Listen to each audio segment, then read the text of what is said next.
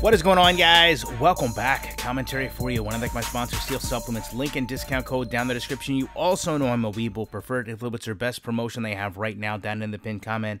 And it seems like every year we have this discussion more and more and more frequently. There has not been a lot of Madden 23 news to come out. Yes, they came out with the franchise information. Yes, they came out with the reveal trailer. But we've literally seemingly went from 2 months to 1 month.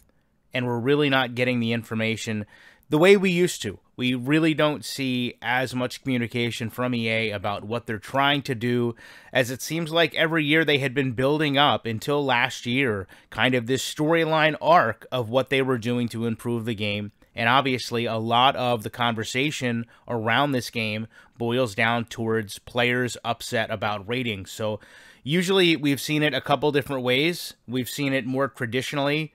Darius Leonard here, complaining that he's not a top 10 linebacker in the game. We've also seen players that have came out and tried to be disrespectful toward one of their ratings. My speed is too low. My strength is too low. They'll start to compare their seasons to other players that are ranked higher. I think we all understand for the longest time EA just has one person that is doing these ratings. It's very subjective, and never are you going to have everyone be satisfied by one person's ratings. If you need further proof of that, go down to the store, pick up a couple fantasy football magazines, and you'll see tons and tons of people's opinions on who the best players are at any given position, who the best teams are, even if sometimes the lists are close. Even try to have a debate over who the best player is at a certain position, and you're bound to find someone willing to disagree with you, even if you say a name like Tom Brady.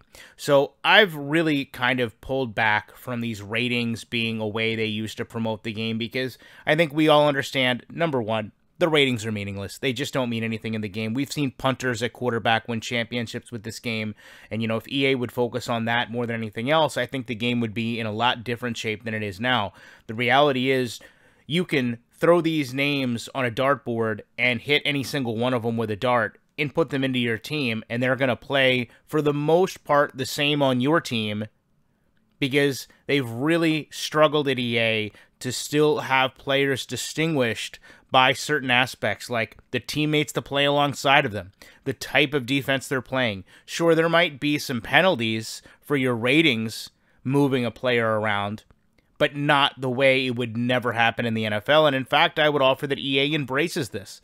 All the out-of-position players that they have in Madden Ultimate Team simply pay homage to the fact that for years, players would take certain players, put them in different positions with little to no penalty, and continue to use them through the duration of a game.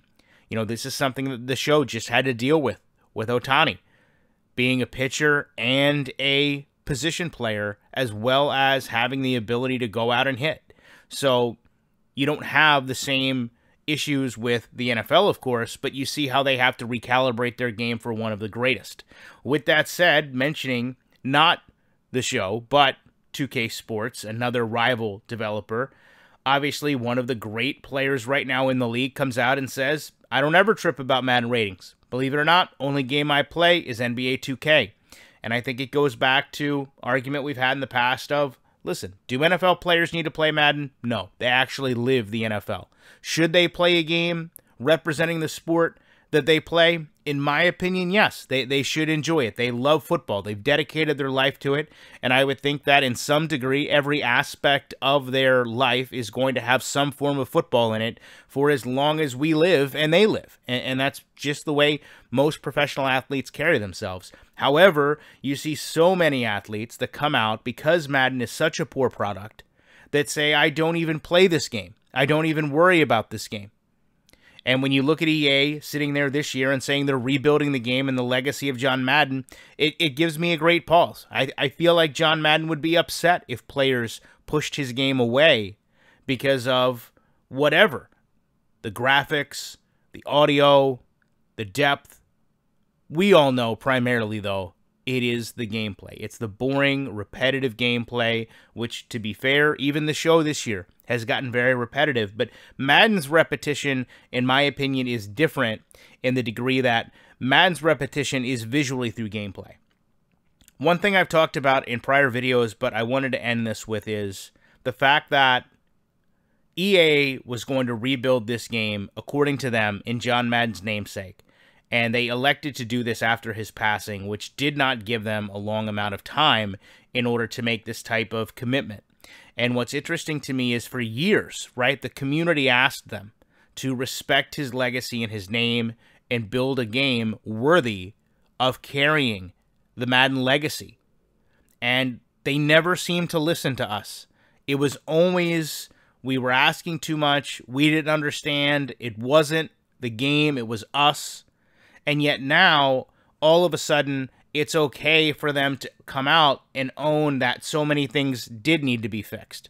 You know, a prime example I mentioned in the last video with franchise. They clearly came out this year and said that part of the franchise contracts options were that last year, when you threw money at a player, you could get the player. And they didn't want that to be the case this year, right? So with EA, there's this growing trend that for some reason, it's okay, in hindsight, for them to trash their own game, right? And to come out and talk about the things that are missing, or the things that weren't right, or the things that are broken, or need to be fixed. But anybody that does it during the course of the time the game is actually in service, if you will, for that year, well, all of a sudden there's a big problem. That must mean you're just a hater. That must mean you're just not good at the game. I don't understand that logic. I don't understand why a gaming company seemingly trashes a product that they released the year prior to the same fanfare when they released the newer game. Why couldn't these things be patched? Why couldn't these things be fixed? Why can't they just admit that the game was broken? Right? You're admitting to it now. Why can't you admit to it then? I mean, what does it matter? You still have our money, right? If EA comes out in November and says, listen, the game isn't where we want it to be. There's some issues. We're trying to patch them. We're going to let you know the issues that we see. And you have a commitment to us to work next year into getting these things corrected if we're not able to patch them. And instead, we just get this continued horse and pony show of, this isn't something we can get done in a dev cycle. This isn't something we can patch. This isn't something we were aware of. They combine that with the constant ideology of turning the beta into what is a glorified popularity contest, and then constantly pitting people's opinions against each other when they have the opportunity to play the game versus those that don't. And then they put all the people that have these glowing reviews of the beta into a major conundrum with their opinions and the community being respected, because EA goes back and changes so much from these betas to the disc that you actually get in your hand. It's happened time and time again, so this debate with the ratings and the players is no different than this debate between the beta and the gamers. Love to know your thoughts on this. I appreciate you watching this video, and you know I will be back as soon as I can with more content.